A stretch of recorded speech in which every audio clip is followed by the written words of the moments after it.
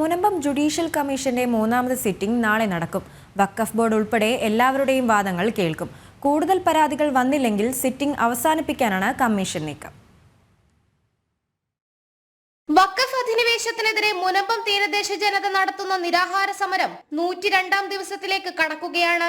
Judicial കമ്മീഷന്റെ മൂന്നാമത് sitting നാളെ ഉണ്ടാകും. വഖഫ് ബോർഡ് സമരസമിതി ഉൾപ്പെടെയുള്ളവരുടെ വാദങ്ങൾ കമ്മീഷൻ കേൾക്കും. കൂടുതൽ പരാതികൾ വന്നില്ലെങ്കിൽ സിറ്റിംഗ് അവസാനിപ്പിക്കാനാണ് കമ്മീഷൻ നീക്കം.